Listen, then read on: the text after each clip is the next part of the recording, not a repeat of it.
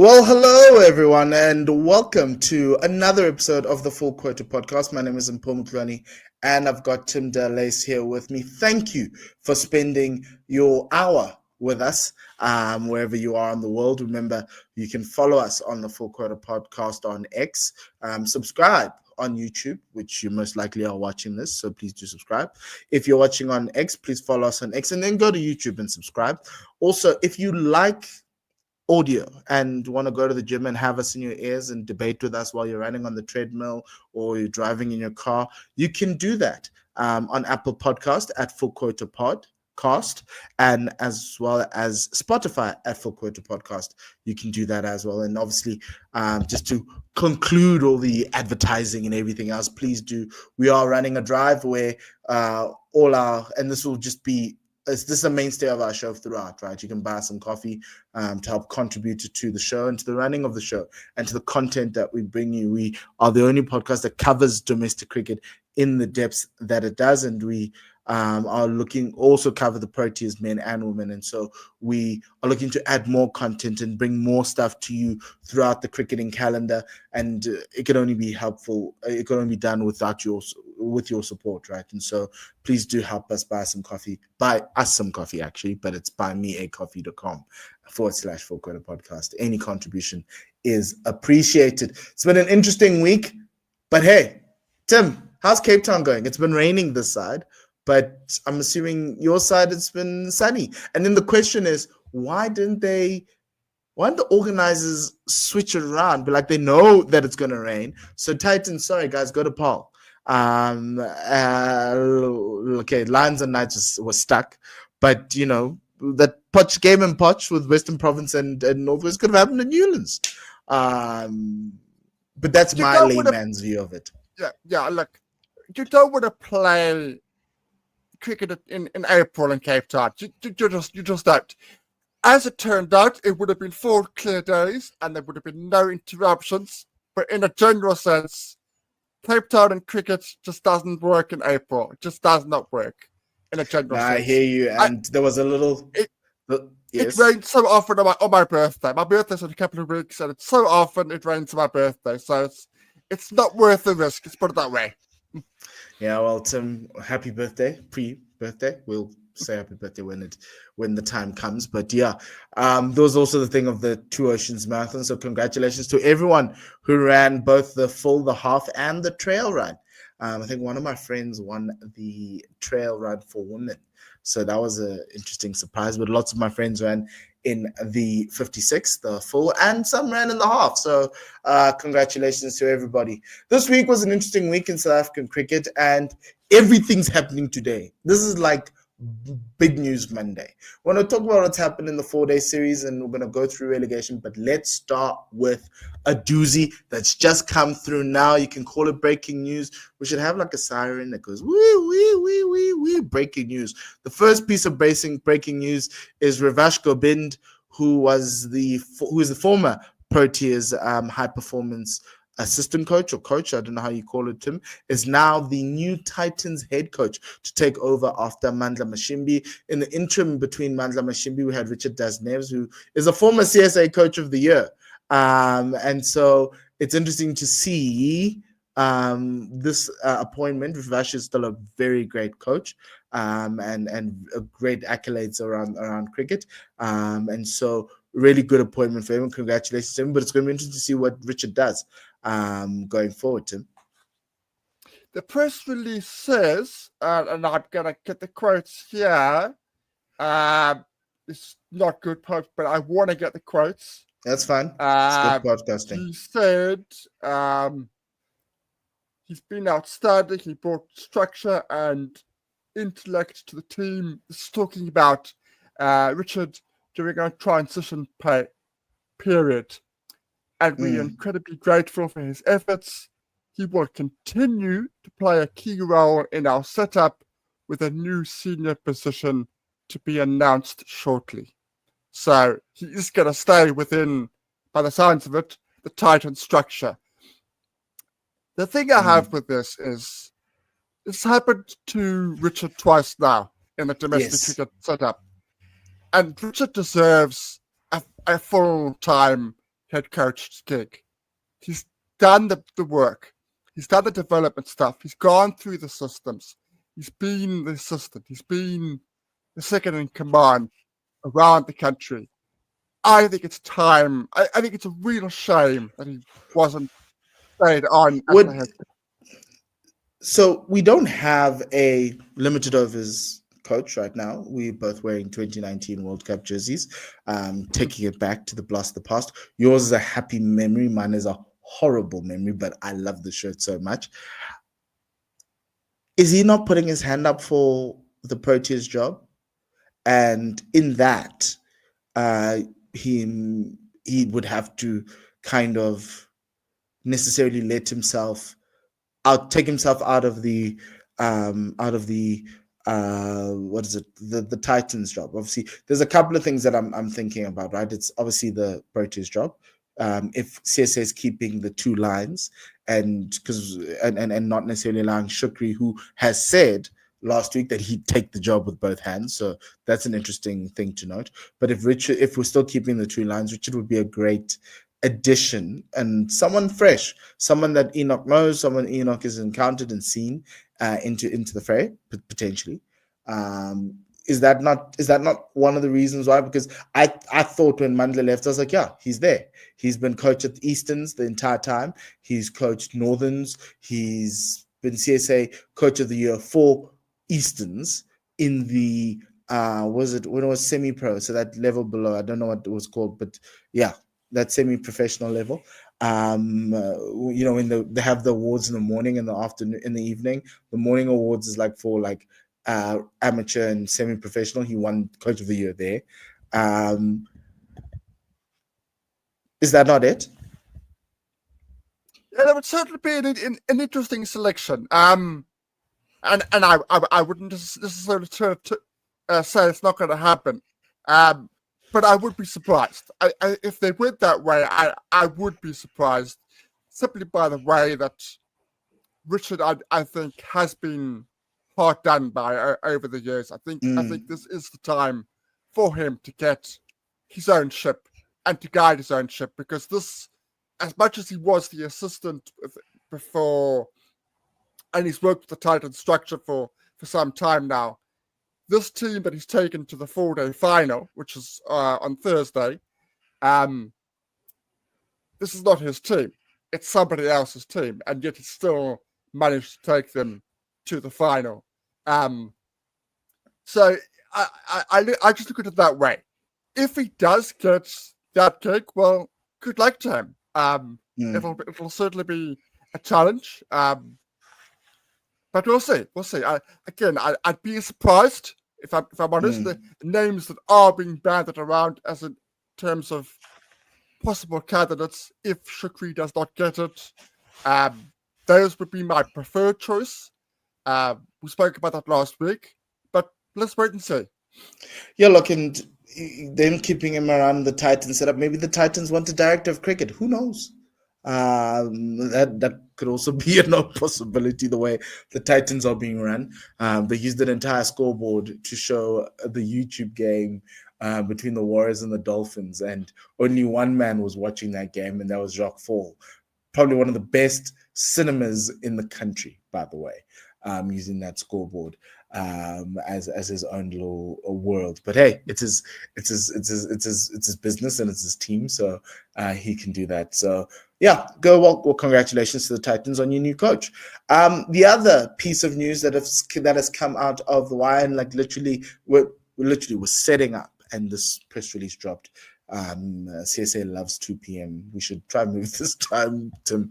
But anyway, we've got our 18 national contracts for the 2025-2026 season. It's going to give an inclination of who's in, who's out, and also who might be going to Lords in a couple of months' time. And also, for the first time ever, we have hybrid contracts. I don't know. It just means that you can play for the Proteas for certain bilateral tours.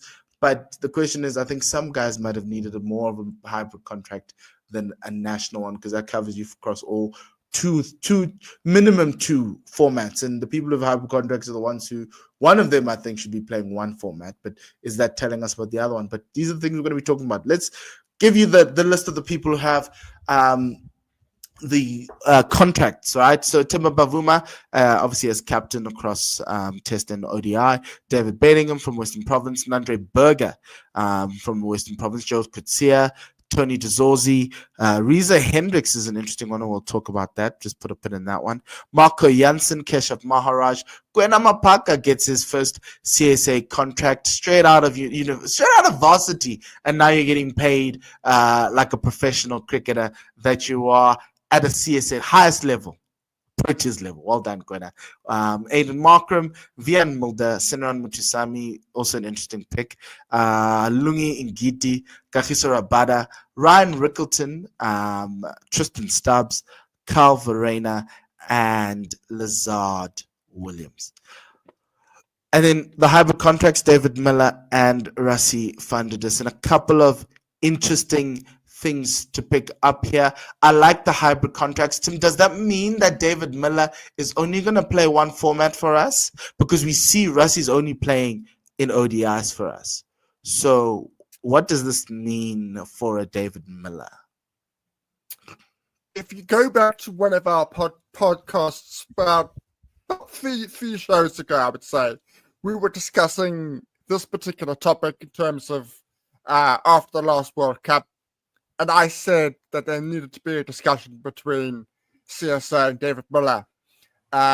He can play both. I'm not saying he can't, but I think when you got people like Brevis and Luandre coming through, this would probably be the right time to sit down with David and say, we're not going to make you choose, but if we're looking to the future, we would like you to be focused on one and giving everything for the next 18 months, whatever it is, 2 years, in that one format. So if it is one format, I won't be surprised. Let's put it that way.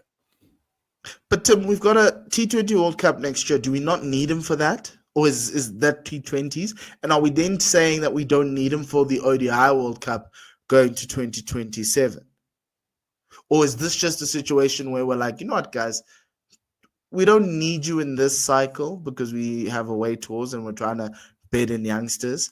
But when we call you back, we might need you. So I'm gonna pick one for obvious reasons. I'm gonna pick one. I'm gonna say CSA have said we don't need you for T20 bilaterals. We need you to perform in the leagues. If you continue to perform in the leagues, particularly the IPL and CPL and so on and so forth, you are guaranteed a spot in the next World Cup. We would like you to be in the bilaterals for the ODIs for the home World Cup. It's more important. Those T20 leagues are, particularly the IPL, is so intensive, such of a high level that's actually better than if he was playing a T20 bilateral against the West Indies or Pakistan. It's so much more important now in terms of player development. I think, as much as I don't like to say it, it is true. So I'm gonna go. They say we want you to be around for the 50 over stuff. We don't need you around for the T20s, and comes around. And so, Tim, talk to me then around, obviously, we get that. And to a certain extent, Rassie's case is a little bit easier because Rassie's only playing one format for us, right? But to a certain extent, what you're saying is we still need David for both, but we want him to be available as and when needed. Now, let's talk about a Reza Hendricks. I would have thought a hybrid contract now at this stage of his career is much better suited, especially with the inclusion of Ryan Rickleton getting a CSA contract, a full contract. Wouldn't that have been a better thing? Because Reza's not playing tests for us, and he didn't go to the Champions Trophy. He is quite important and still an important part of the T20 makeup. Is that not a better use of that contract rather than necessarily giving him a full contract as a fully contracted player? Yeah, I'm a bit surprised of this, if I'm honest. But the hybrid makes sense. Remember when we were discussing I was suggesting that they were going to have to make a decision between Rassi and Riza. What they've said is we want to have our cake and eat it. We want to have both, and I get it. I get it. They offer a huge amount of experience. Rassi's last performance in the World Cup was exceptional. I am surprised. I'm surprised that Riza's not in the hybrid. Absolutely. To me, it would make much more sense. I think that is the way the game's going. It'll be interesting to see from CSA's point of view what they were thinking along those lines, because that would make much more sense to me. Again, if Riza's performing in the leagues, for T20 leagues, for example, that's important. That means that he, for me, puts his foot in for the World Cup in the next T20 World Cup. Then if he's doing well in bilaterals, but we'll see. We'll see. Yes, there's a name that's missing here, and that's Hanno Clausen.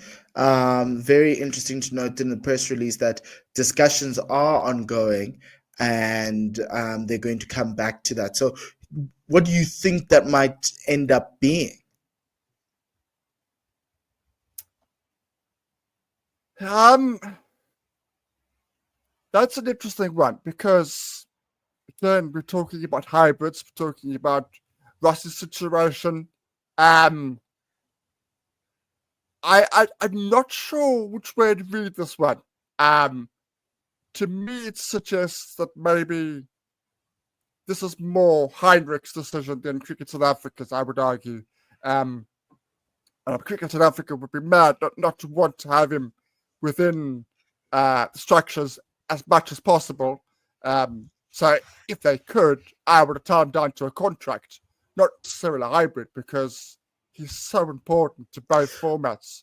But do you need him for the bilaterals, just like you mentioned David and Rassi? Why can't he also have the same gig that that the two of them have? Because we know who our 5 and 6 going to the next 2 World Cups are. It's not changing, right? What we need to figure out is what happens after 2027.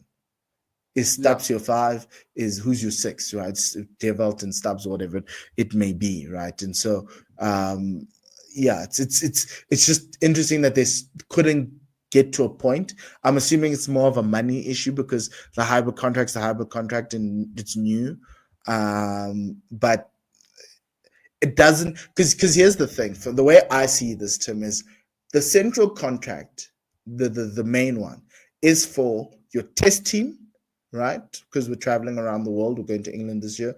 We need to solidify those test members. The second part of that contract is for your main or up and coming ODI guys in preparation for the World Cup, and some T20 guys that you feel can come across both formats, right? So if you play one format, I don't think you should get a thing, which is why I'm not going to be crying not seeing George Linde here, right? Because you're being told that we're not moving in that direction, right? But he's going to be probably game to game, right? So which is why, like, for instance, Asenran Mutisami is very interesting that he gets a contract. We are going to India later this year. I think it is for that. But the funny part is that we actually don't have a right arm off spinner in South Africa. It's wild. But Sen has been there. Keshav's been there, so you kind of get the sense of what this test team is going to look like. You're going to get Mutusami, you're going to get Senaran, Kesh. You've got your quicks in Nandre, Gerald, and Kagiso and Kwena. Your 6 quicks, and Lungi's in there as well.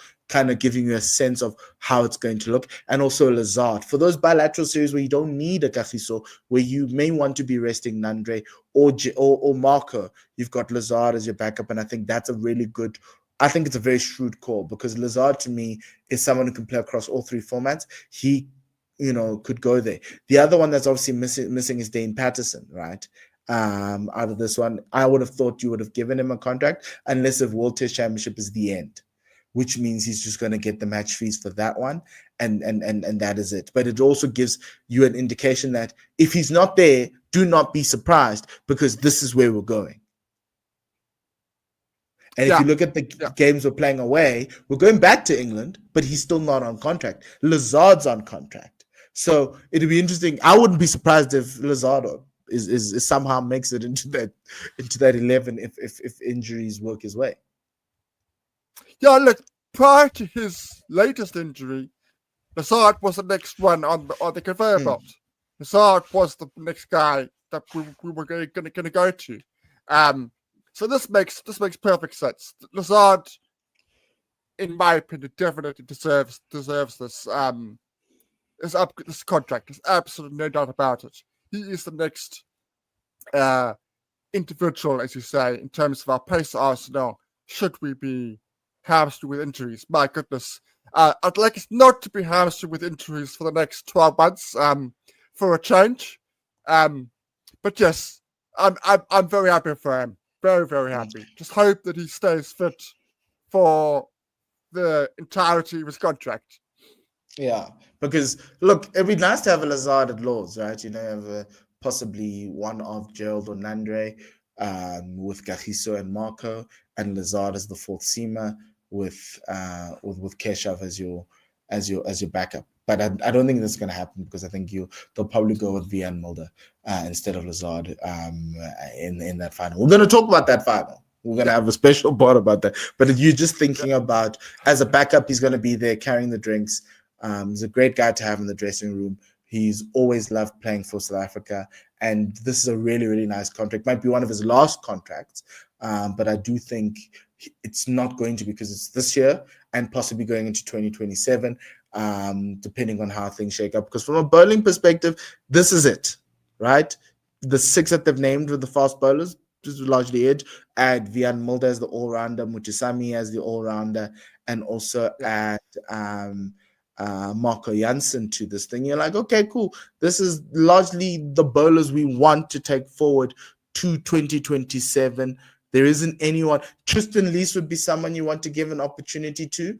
I wouldn't even look back at Corbin Bosch, in essence, and to a certain extent, that's my other point, right? Is everyone's fit now, the contracts are being laid out. Corbin's not making it in, even though he can probably be a better batter than the six out-and-out fast bowlers that they've put out there, right? And so, it's just an indication of where the future goes.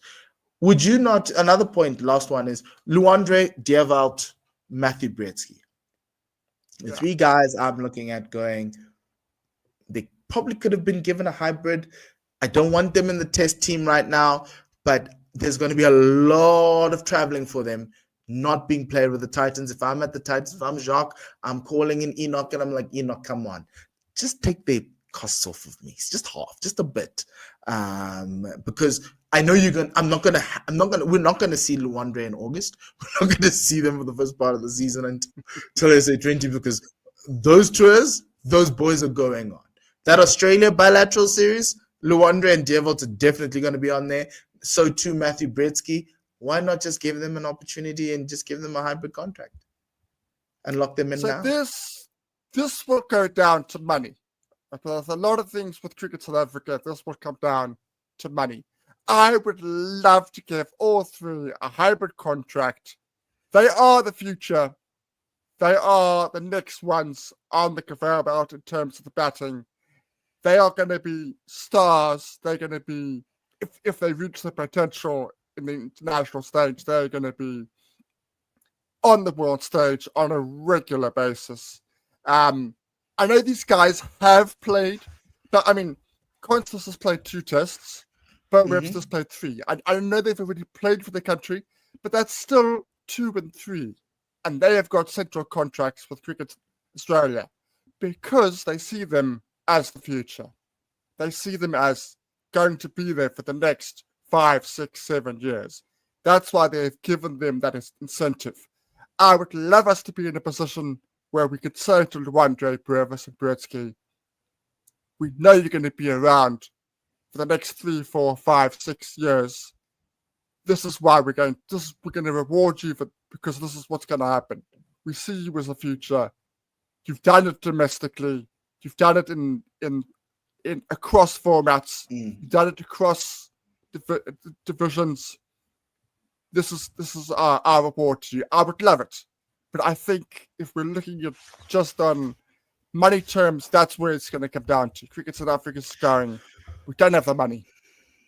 Look, I understand that. And look, the future has been rewarded. The youngsters have been rewarded. Rickleton got rewarded for his incredible performances across the formats, that double century that broke the door down, and his multiple centuries after that. He didn't have a contract last year. Now he has one. And Gwena Mapaka as well, right? So you have the future being rewarded.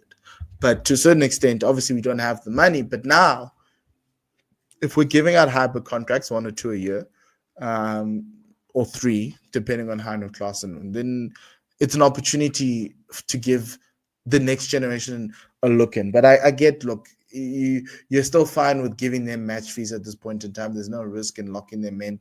A guy like Gwena needs to be locked in because Gwena's going to have a lot more suitors and IPL and all of these other places.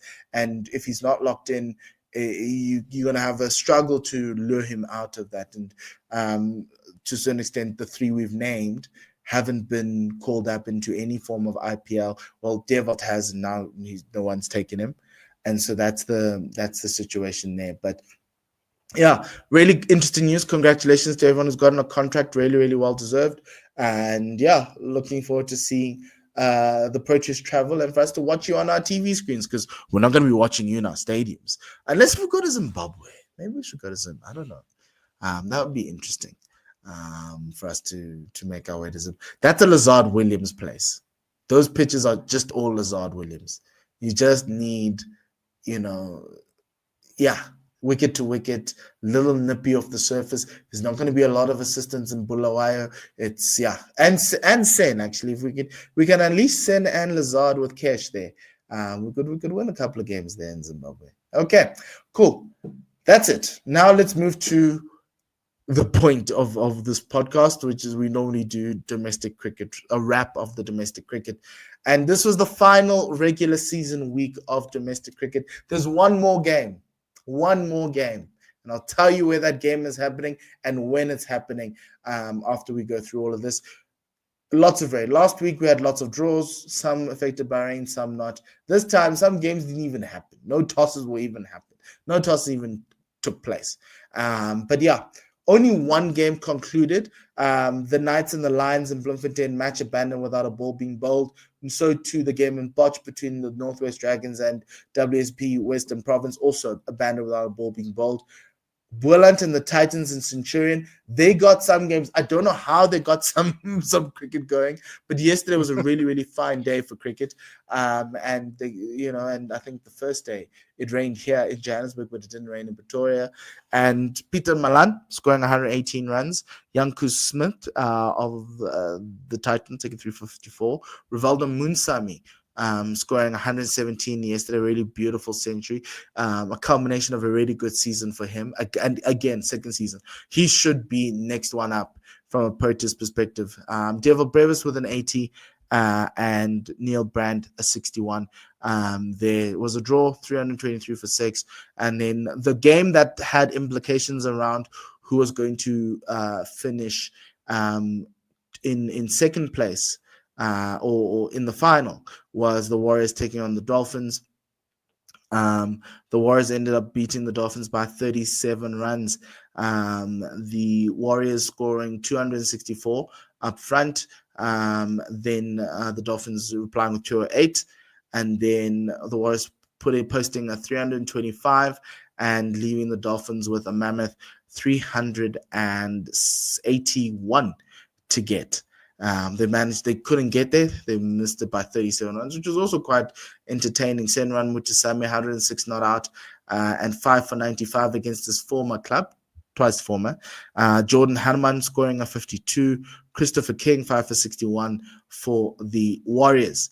JP King, 143 for the Warriors, his brother, and Jason Smith, 54 for the Dolphins. Kazondo scoring 118 for the Dolphins in that game, and Tristan Luce 5 for 90, and Ethan Bosch 18 not out. Lots of run scorers, everything else. Tim, the only game that happened, just unfortunate for the Dolphins, who you thought were turning a corner, and against the worst team in 4-day cricket, somehow the Warriors finally get a win.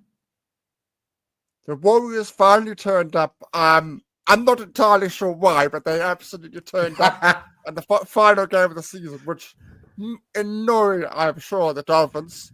And the Dolphins needed 340 with 8 wickets in hand on the final day. A very tall order. And if I'm looking at the scorecard here just quickly, they were, on that final day, they were 180 for 6. Is that right? We just right? No, that's one. They were 190 for 6. That's right. 190 for no. Sorry. Yes, 190 for 6. 190 for 6. But they were within a shot the whole time because they were up at the rate. They were scoring quickly. If I think this is right, I think this is Carazondo's first 100 since the domestic restructuring. Yes. So it's been a bit of a lean period for him, but it was a very, very good 100. Brought us back to why he made the test team in the first place. Ethan Bosch just went berserk. He scored 89 not out of 96 deliveries. So it was very tense that last couple of hours. It really, really did look as if the Dolphins might just about sneak it. Good partnerships between Zondo and Jason Smith, and then Zondo and Ethan Bosch. It's just that those three scored runs, everybody else, they didn't contribute. They completely bombed. So it was 54 from Jason Smith, 118 Zondo, 80 from Ethan Bosch, and everybody else made virtually nothing.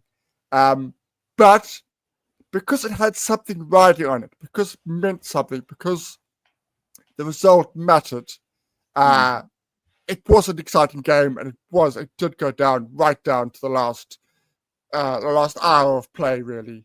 So a really good round of cricket. It's just a shame, I now said this all the time, it's just a shame that those that were watching had to watch in complete silence. Hopefully that will be corrected next year, but otherwise, good game. Yeah, very good game there. And also, just to touch on the Titans, it's Munsami, it's Brevis, and it's Luande Pretorius who are the future of the Titans. And to a certain extent, I'm surprised Rivaldo Munsami doesn't have a SA20 contract. He's been very good. I know people tell me T20, but he needs to be playing in SA20. He's better than some of the guys that have been doled out across the league in teams that need batters. And he's been a very good batter, very versatile, especially across the order and across the formats. And another stellar season for him, and really, really good to see. Just, give the man his bag. Like, honestly, like, geez, what must he do? What more must he do to get it? And it's a 4-day series, T20. He's very good batter, very talented. Tim. Yeah.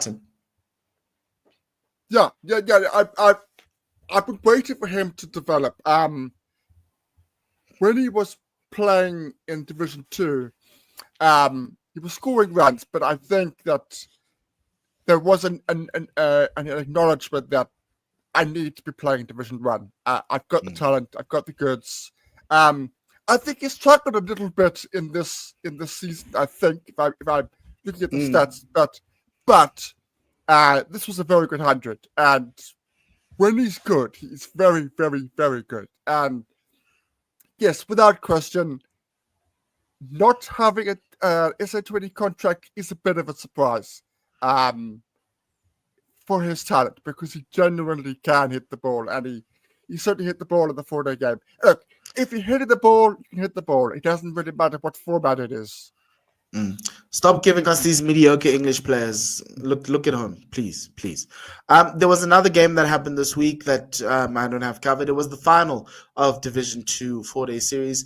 The Tuskers hosted in Pietermaritzburg the Northern Cape Heat, but sadly, the rain came and intervened. Only, I think, Ernest Kemp scored runs. He scored 50, but only 132 was scored throughout the entire match. So another shared trophy for the Tuskers. They shared the 50-over trophy, and now they've shared the 4-day series trophy. But it means it's 4 trophies for the Tuskers, 3 trophies for the Tuskers this season. No team has done that ever before. Going back to, I think a while back, because we're only at T20 in 2009. So a clean sweep hasn't happened in a very long time.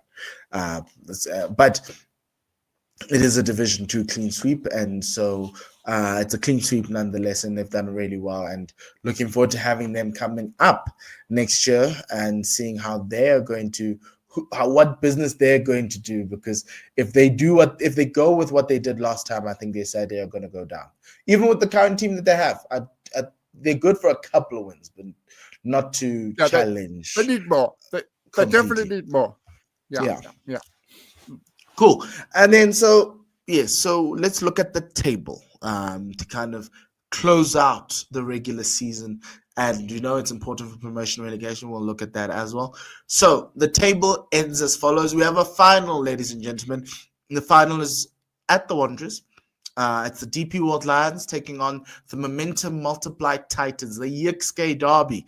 It's Luandre Pretorius, Devold Brevis. It is Cody Yusuf. It is Zubair Hamza, and all the Lions faithful that are there. Lutus Ipamla as well in action. It's going to be very interesting. Mitch van Buren as well. I'm just now trying to remember Lions players here who are going to be playing in this final. If you want to come down and watch it like you are with me in Johannesburg, please do go to the Wanderers. It starts on Wednesday. The game, which is different because normally they start on Thursday. So that's that. So those are the 2 teams in the final, 1 and 2. And then number 3 is the Dolphins. Unfortunately, had they won against the Warriors, they would be in the final. But that, alas, that has not happened. Gold Rush Boerland in 4th. Well done. Great year for them. 5 draws, 1 loss. Really impressive stuff from them, especially after last season. Western Province in 5th position with 2 wins, 1 loss, and 3 draws, or 80 points. The Northwest ended up with 1 loss, 5 draws, and 1 no result. And there's an error there with the Warriors. They actually won a game on Sunday. But unfortunately, they still sat at the bottom with 72 total points. So this is how the log ended. Remember, we said the Knights needed to finish in 4th. They couldn't get there because it was rained out. And sadly, they sat in the dressing room watching themselves get relegated. Here is the relegation table, and all that matters is the teams at the bottom. Province found a way to slide back in to 8th position. Into not 8th position, into 6th position with 8 points. The Warriors with 7 points, and the Knights, sadly, with no ability to change their futures. It must have been horrible, Tim. Must have been very horrible to sit and watch the rain take away your chance at survival. Especially when you went onto your laptop or your phone and sort of rainfall at Potch in the Province game. It must have hurt doubly hard. It must have hurt doubly as much to see that happen. One half, as we said last week, one half working for them, the other half working against them. Yeah, and that's just truly unbearable there for them. And look, it's there's a lot more to happen here, because I don't think this is over. And the reason why we don't think it's over is because we're waiting for a press release today. Normally after the end of the regular season, every season we've had the provincial system. CSA would congratulate the teams that have won and the teams that are in the final, which is what they've done. The Titans and Lions are playing at the Wanderers on Wednesday. Yes, well done. But then they'd also notify us as who's come up, but they did that in a press release last week. And then they'd notify us who's going down. In this press release, they did not say anything about the Knights going down. They just spoke about all of the results, which means that the Knights' challenge against what happened in the one-day cup with the removal of the points from the Warriors to give them to the Dolphins. They were challenging that to ask them to do the whole process, right? Effectively remove the entire game and make it a forfeit.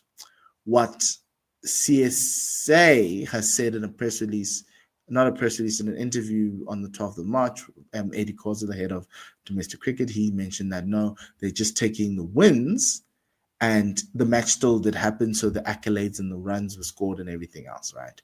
Which in essence prejudices the Knights, because if you just do that, the Knights are in a prejudicial situation, because this game, in which was an illegitimate game, well, it was in a game that was a team fielded an ineligible player, they are being punished because now those runs and whatever was scored to create a net run rate necessarily puts them down behind the Warriors. And so it's going to be interesting to see how that legal battle happens. So we can say now that the Knights, based on everything we've seen throughout the season and how the logs all shaped up, are getting relegated. However, we have to put an asterisk by it, because it could change and the Warriors could go down.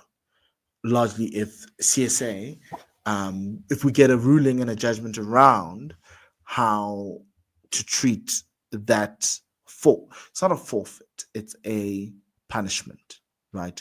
The way I see it is it should be treated like a forfeit. You fielded an ineligible player and you should lose the points as well as everything else, right? So it should be so in soccer, the whole thing with Bafana right now in Lesotho that's happening, if you didn't know, with them fielding an ineligible player, what happens is the points get given to Lesotho if it does happen to the other team, and I think it's a 3-0. It's not a oh no, you still lost, Lesotho, technically, so we're keeping you.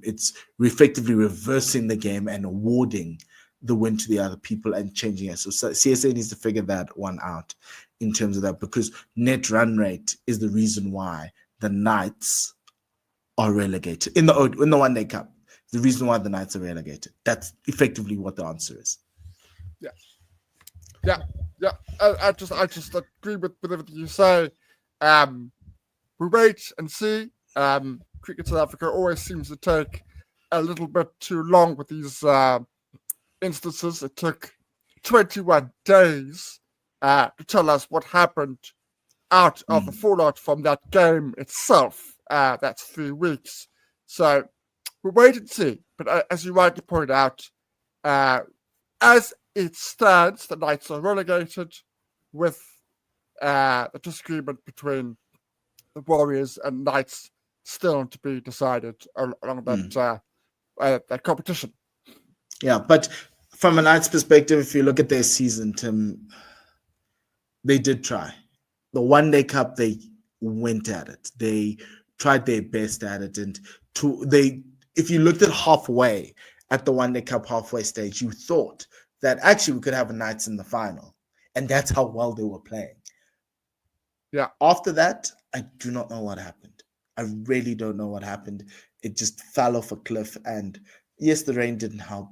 Yes, there were a couple of no results, but they just couldn't give us the highs of that part. And we knew when the 4-day series was a hiding to nothing. I think that's where you can see the gulf in class between the two teams, but they actually performed quite well. And they would remember over the past years in this provincials, there were teams that I've called out on this. One of them was Boland. Last year, Boland did not give an effort. They did not care. And somehow they stayed up because there was just a dumpster fire at the Tuskers, and so yeah, it's horrible, Tim. It's I feel for them it's a because I thought that they had young talent, they were exciting, but yeah, you can see with their squad composition that they were also not, they were like the 8th best team in the league, and somehow Boland got a lot of some really nice home wins, and they built, they really got ahead of steam, because for me it was between them, the two of them. I just didn't expect the Warriors to be built at the bottom there. Yeah, I think you've got to give credit that they took it as far as they did. They took the promotion relegation terms where we stand to the final game. They took it to the final game, the final of the regular season, and it was in their hands. That's where you want to be. A newly promoted side, you want it to be in your hands, not somebody else's. Because if they had managed to beat the Lions, I know people say the Lions, but if they managed to beat the Lions, they would have survived, no matter what happened in the Warriors game and the Dolphins. I think they punched above their weight. It's just that they took a bit to get going. So that T20 competition, they finished last in T20 competition. Once they got going, I thought they were, to a large extent, very, very competitive, with, as you say, a slightly weakened squad when you compare it to everybody else, particularly in Division 1. Yes, no, most definitely. And yeah, it's just sad. But yeah. Okay. To close out the show, it's the last domestic show of the year. Tim, your teams of the season, not the week, the season. So we're going to start with Division 2. There's a nice little even split amongst the teams that actually did quite well in the 4-day series. You've got 3 players from Northwest. You've got, surprisingly, 1 from the Tuskers, and 3 from the Southwestern District, and 2 Mpumalanga players, as well as 2 players from the Inyati. But anyway, Ernest Kem, 438 runs at 48, 35 wickets at 12, the only all-rounder in this team. Kagiso Rapulana, 470 runs at 42. Yassine Valley of the Badgers, 425 runs at 53. Muhammad Cook, 446 at 74 for the Rhinos of Mpumalanga. He's not going to be staying there that much with those numbers. George van Heerden, 515 runs at 64. Benjamin van Niekerk, also of the Rhinos, 448 at 64. Jay de Klerk took 44 wickets for the Inyati at an average of 15. Hardest for Yoon, 15 wickets, an average of 13. He might find himself in Division 1 next year. Sean Whitehead, 31 wickets at 19. And Nico van Zyl, 19 wickets at 21. And Tepon Dooley, 31 wickets at 13. Tim, what do you make of your team of the season? And yeah, where are the Gilsons and the guys who made the Abrahams, Ziad Abrahams of the Tuskers in this thing? Because surely they should also get a look into this league, into this team. The only reason that I didn't have more of the Tuskers is because it was a team performance. I did have Gilson in my team originally. It was Gilson or Jay de Klerk. And I just thought Jay de Klerk's numbers were incredible, as you can see on the screen there. But I did. And originally I had Gilson in the team. His performances with bat and ball, average 35 with the bat, about 27 or 28 with the ball. He had a fantastic season. But I just think because the Tuskers performed well as a team, there were very few that stood out as real outstanding in a similar vein to Muhammad Cook or George van Heerden, for example. That's the only reason. Tuskers were the best team of the competition by some distance. But just in terms of individual performances, those are the reasons why I picked the team, the players I picked to a large extent. You talk about, just quickly, talk about in terms of new homes next season, perhaps, that middle order. If two of Mohamed Cook, George Van Heerden, and Benjamin Van Niekerk, if two of those are not playing in Division 1 next season, I'd be very surprised. All three is unlikely, but two of them, I would be very surprised. Just a note in terms of, for one of them, Matthew Kleinfeld of the Northwest retired. So there is already a spot. There will be more retirements, I would imagine. There is already a spot at Northwest for somebody. Yeah, no, there will be. And to a certain extent, it's going to be interesting to see who picks who. George Van Heerden is a Western Cape boy, Western Province kid through and through. There's a team that didn't have a great season, and it's a team that Tim supports. So I don't know, maybe you can slot him in. But yeah, Mohamed Cook. The reason why this was there is to kind of create a pipeline for Division 1, right? And Benjamin Van Niekerk as well. Is it the same Benjamin Van Niekerk that played for Limpopo last year? There is two. There's two. I would have to check. Nah, it's okay, Tim. Don't worry about it. Well, it's weird podcasting, but yeah, if somebody knows, please let us know. Because it would be a really nice career arc, but I wouldn't know why he'd leave Limpopo. Anyway, now team of the season, Division 1. Tim thinks the Lions do not have any batters at all. Nothing. Also thinks Luandre doesn't deserve to be in this team, nor Rivaldo Moonsamy, but I get Rivaldo, maybe he might fight through. Also, Junior Dala. Okay, let's go through this. Lesego Senokwane. Yes, I'm a fan. Well done. 559 runs at 54. So if you come back and say Lesego who, I'm going to show you this slide when he plays for the Proteas. Fine. Jordan Hanman, 602 runs at 57. Really good to see him grow. Tsabang Ditole, 453 runs. Sorry for the typo. Tsabang at 60. Dewald Brevis, 547 runs at 88. Grant Rulofsson, 560 runs at 70. Ruan de Swart, 465 runs at 93 there at the Northwest. George Linder, 521 runs at 65. It's like he's not a bowler. Wow. Okay. Maybe he needed a contract. Who knows? Sean van Berg, 35 wickets at 20. Bear Swanepoel, 29 wickets at 14. Cody Youssef, 19 wickets at 21. And Junior Dala, 18 wickets at 19. Tim.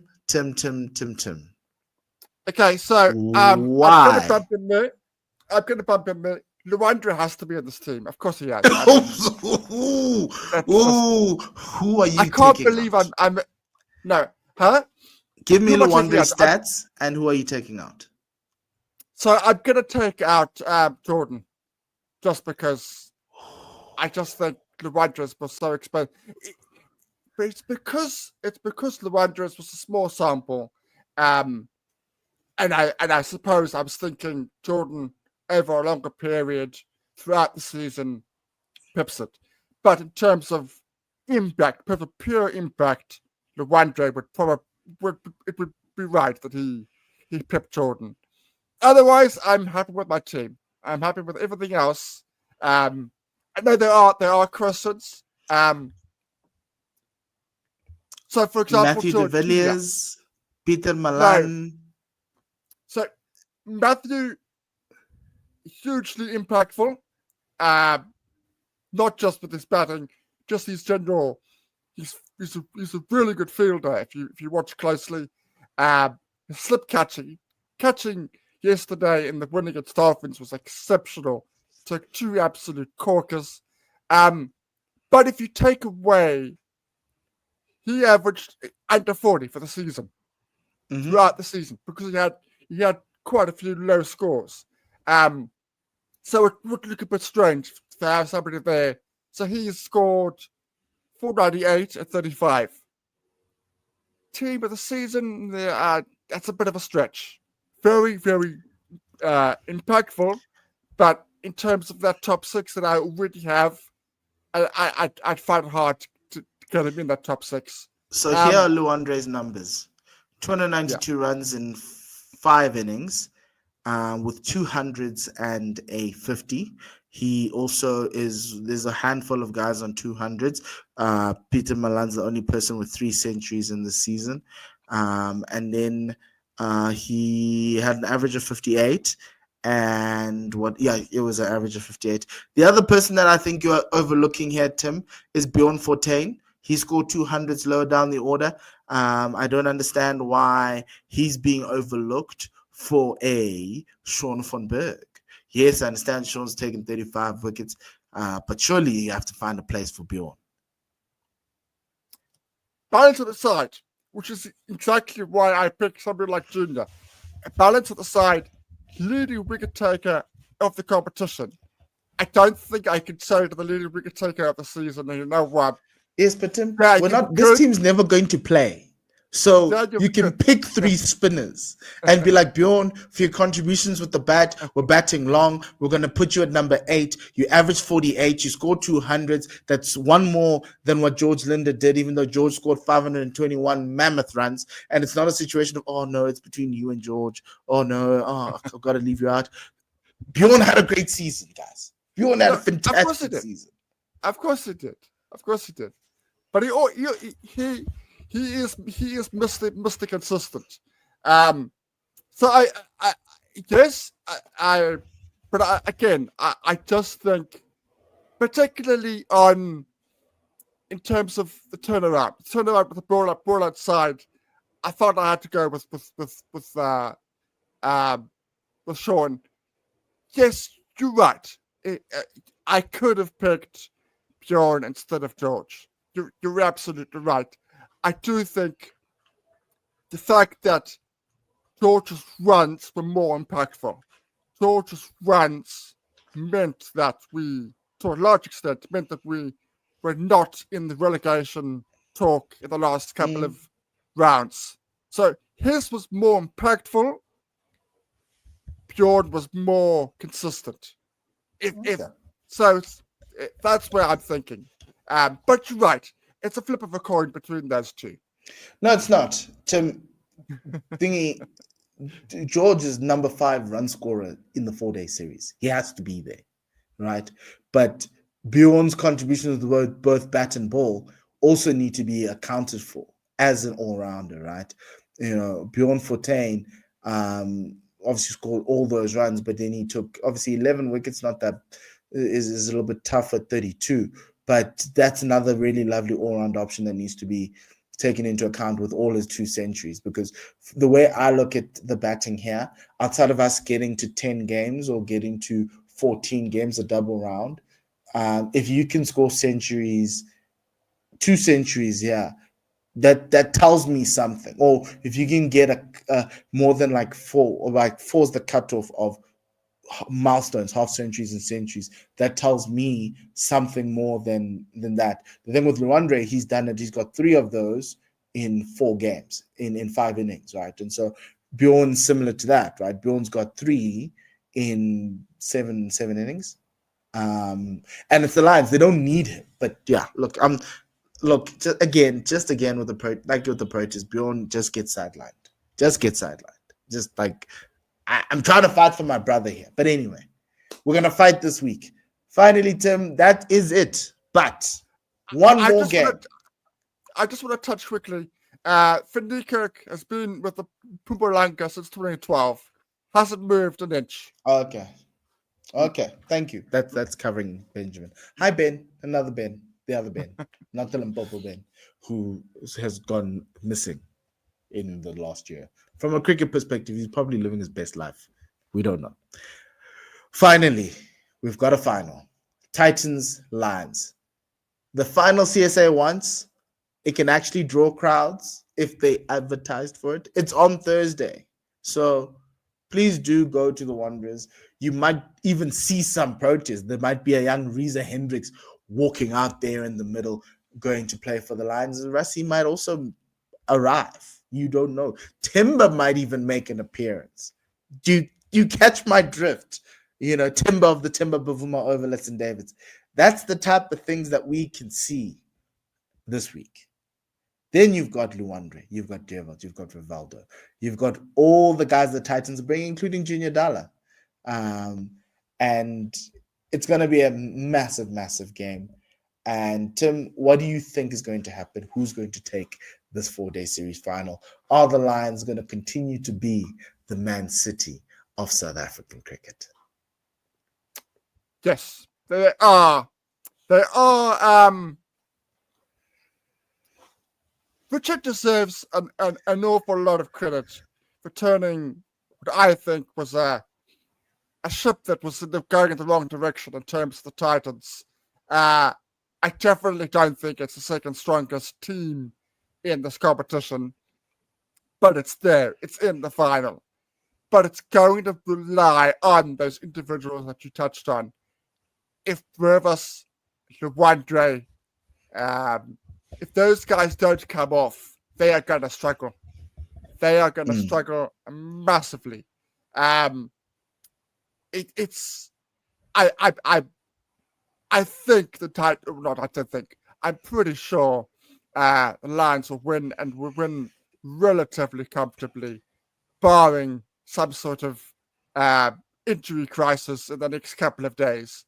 I can't really see it any other way. Outside of, as I say, a Luandre Breva special. The one thing I would like to touch on is Cricket South Africa. You've got a couple of days. Just go to the Cricket Australia Twitter handle, X handle. Go and look at the scenes at the Sheffield Shield final. Nobody watches the Sheffield Shield final. The Sheffield Shield. Same amount of people that watch it, watch our competition, generally. You're going to have 2 minutes dark. Go and look at the scenes at the final. Go and look at that crowd. Go and look at how. Go and phone them. Phone South Australia. So, how did you get those people to attend a 4-day game? Go and do it. Well, Tim, South Australia had not won. I don't want to say anything, but their 4-day Sheffield Shield in 29 years. I'm getting every players and their family members to come, which is the size of the crowd that was there anyway. And it was awesome. It was beautiful. I loved it. But the Lions are not. It's not 20. There's no 29-year drought. We're defending champions. I don't understand. But the idea is the same.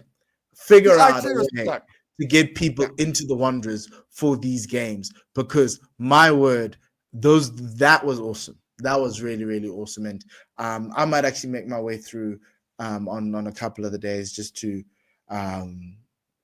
no, I actually might work from there on Friday. Maybe let me do that. Yeah, make my way there on Friday, watch some of the games, see the boys, see how they play. Maybe might even get a look, it's for me, it's what happened in Australia is awesome, and you want more of that because domestic cricket is dying, and it's games like this that you wish the young generation appreciated more, but they appreciate T20, and that's where the game is going, and it's sad. It's awesome. It's not awesome. What I'm saying is just it doesn't mean you can't try. It doesn't mean you can't put in the effort. Radio stations, billboards, TV, Supersport, do something. It's got to be on Supersport. That's the other thing. So, guys, please help us advertise this thing.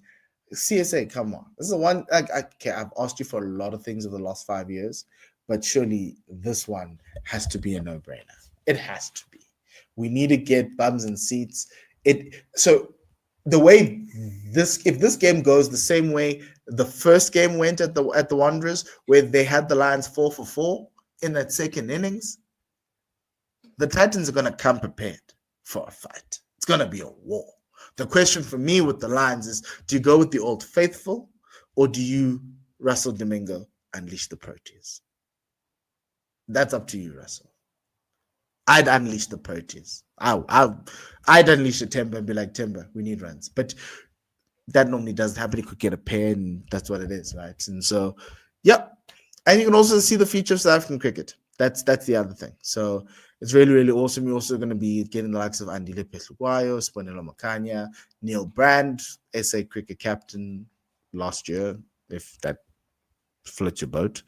And yeah, it's going to be cool. But anyway, that brings us to the end of our show. Tim, thank you very much. It's been an awesome season. It doesn't mean this is the last one. We're going to have one more to kind of unpack what happens at the Wanderers if it doesn't rain, and to kind of close off on the full season, talk about teams, talk about movements, maybe who's going to move up where and do what, and kind of close it up. But we'll be around. It's not going to be like it'll be like an off. It's a light off season. If things happen, we'll be there.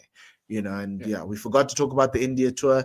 The India tour is very simple. They're taking us to places we've never seen before. It just kind of shows you where we are in the pecking order and how India think about us. We're going to play Test cricket at a new venue, which is weird, and I don't understand why they're doing this to us. But I'm assuming they saw us the last time we were there in 2019, and with Enoch as coach, and they were like, "God, these guys are just no joke." But they are taking the World Test champions, the future World Test champions, to venues that shows that they disrespect us. And the disrespect has been around because they think we don't deserve to be there. Well, look, Shukri has a plan for me. Shukri, limited overs coach. Yes, limited overs coach has a plan for me. And India, you'll see it come December because we're playing you guys away from home. So yeah. Outside of that, guys, remember, please follow us on the Full Quarter Pod on X, subscribe to the YouTube channel, and also the Apple Podcast and Spotify gang, the audio gang. Thank you very much for supporting us at Full Quarter Podcast on both those platforms. You can find us there. And also, please do remember, you can buy some coffee at buymeacoffee.com. It helps us grow the podcast, add more content, move into different platforms, and all of that. But outside of that, for myself and Tim, it's goodbye and lesale.